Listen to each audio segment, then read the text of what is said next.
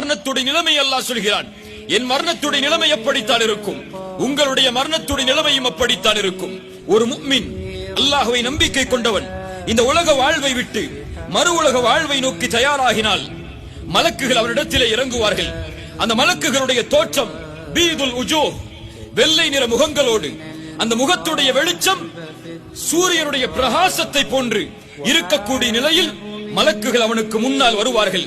அவர்களோடு கஃபனும் மின் அக்னாஃபில் ஜன்னah, சொர்க்கத்துடைய ஆடைகள் இருக்கும், சொர்க்கத்துடைய நறுமணங்கள் அதில் பூசப்பட்டிருக்கும். யாருக்கு உயிர் எடுக்கப்படுகிறதோ அவனுடைய பாதுவை எட்டும் தூரம் வரை வந்து அமர்ந்து கொள்ளுவார்கள். குல் மௌத் அந்த சபைக்கு வருவார், வந்து அவருடைய தலைமாட்டின் அருகிலே அமருவார். அமர்ந்து சொல்லுவார் அந்த முஃமினை பார்த்து, சுத்தமான ஆத்துமாவே, இந்த உடம்பில் இருந்து வெளியே வா. அல்லாஹ்வுடைய மன்னிப்பு உன் மீது இருக்கும் நிலையில், அல்லாஹ் உன்னை பொருந்திக் கொண்டிருக்கக்கூடிய நிலையில், அல்லாஹ் இந்த வார்த்தையை மரண நேரத்தில் கேட்கக்கூடிய வாய்ப்பை எனக்கும் உங்களுக்கும் தருவானாக. அந்த உயிர், அல்லாஹ்வுடைய தூதர் உதாரணத்தோடு சொன்னார்கள், ஒரு குடுவையிலிருந்து தண்ணீரை கவிழ்த்தால் அந்த தண்ணீர் சொட்டுகள் எப்படி வேகமாக வடிந்தோடுமோ அது போன்று உயிர் அந்த உடம்பில் இருந்து வெளியேறிவிடும். சுப்ஹானல்லாஹ்.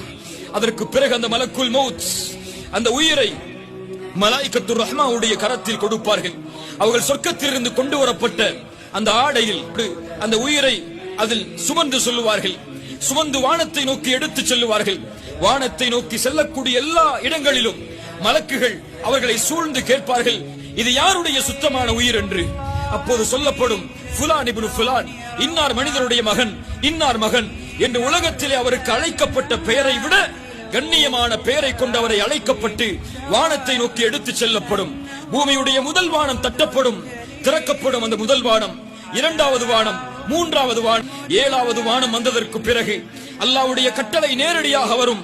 இந்த அடியானுடைய உயிரை இல்லியீன் என்ற உயர்ந்தோர்களுடைய ஏட்டில் பதிவு செய்யுங்கள். இந்த உயிரை பூமிக்கு அழைத்து செல்லுங்கள். அதிலிருந்து தான் அவர்களை நாம் படைத்தோம், அதில் தான் மீண்டும் செலுத்துவோம், மீண்டும் மறுமைக்காக அதிலிருந்து தான் அவர்களை எழுப்புவோம் என்ற அழைப்பு அவர்களுக்கு கொடுக்கப்படும். அதற்கு பிறகு அந்த உயிரை அந்த மலக்குகள் சுமந்து வந்து மண்ணறையில் இருக்கக்கூடிய அந்த உடம்பில் மீண்டும் அந்த உயிரை செலுத்துவார்கள்.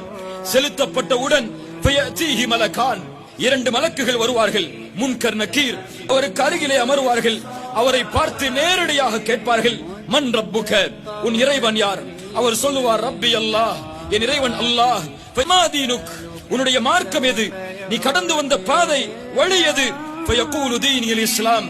அந்த அனுப்பப்பட்ட இந்த ரசூலை பற்றி, இந்த மனிதரை பற்றி என்ன சொல்கிறீர் என்று அவர் சொல்லுவார், ஹுவ ரசூலுல்லாஹ் ஸல்லல்லாஹு அலைஹி வஸல்லம், இவர்கள் அல்லாஹ்வுடைய ரசூல்